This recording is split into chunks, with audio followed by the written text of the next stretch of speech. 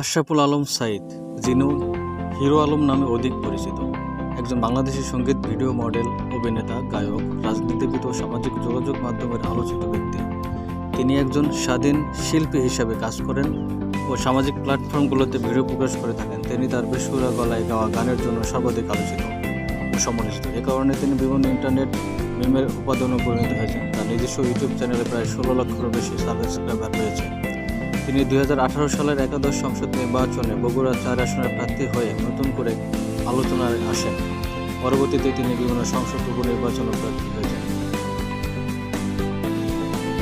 2022 সালের 10 ডিসেম্বর বিএনপির সংসদ সদস্যরা পদত্যাগ করলে বগুড়া 6 সদর ও বগুড়া 4 কাহালু নন্দীগ্রাম আসনে 2023 সালের 1 ফেব্রুয়ারি অনুষ্ঠিত উপনির্বাচনে হিরো আলম স্বতন্ত্র প্রার্থী হিসেবে 2টি আসনেরই মনোনয়নপত্র সংগ্রহ করে প্রতিদ্বন্দ্বিতা করেন। উপনির্বাচনে তিনি উভয় আসনে পরাজিত হলেও বগুড়া 4 আসনে বিজয়ী প্রার্থীর সাথে তার ভোটের ব্যবধান ছিল মাত্র 834।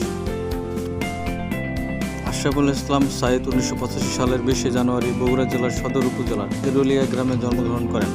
পারিবারিক অবমাননার কারণে তার পিতামাতা তাকে একই গ্রামের আব্দুর রাজ্জাকের পরিবারে বালক সন্তান হিসেবে তুলে দেয়। এই পরিবারের যথেষ্ট আর্থিক সচ্ছলতা না থাকায় 7ম শ্রেণীতে পড়া অবস্থায় তিনি জীবিকা নির্বাহের চেষ্টা শুরু করেন। হিরো আলম প্রথম দিকে নিজ গ্রামে এরুলিয়ায় সিডি বিক্রির কাজ করতেন এবং পরবর্তীতে স্যাটেলাইট টিভি সংযোগের ব্যবসায় নামেন। কেবল সংযোগের ব্যবসা চলাকালে শখের বসে তিনি সঙ্গীত ভিডিও নির্মাণ শুরু করেন এবং ইউটিউব চ্যানেল ও ফেসবুকে আপলোড করেন। সেখান থেকে তিনি বিভিন্ন সামাজিক যোগাযোগ মাধ্যমে বিভিন্ন ট্রোলের শিকার হন এবং ধীরে ধীরে তার জনপ্রিয়তা বাড়তে থাকে।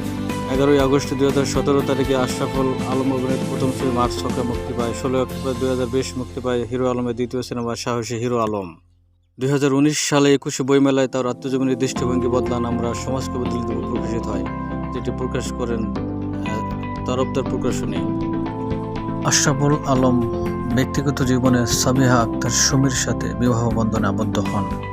এই দাম্পত্যের আলো ও আখি নামে 2 মেয়ে ও কবির নামে 1 ছেলে রয়েছে। জিরো থেকে হিরো হওয়ার এক নাম হিরো আলম। তিনি একদম জিরো থেকে হিরো হয়েছেন।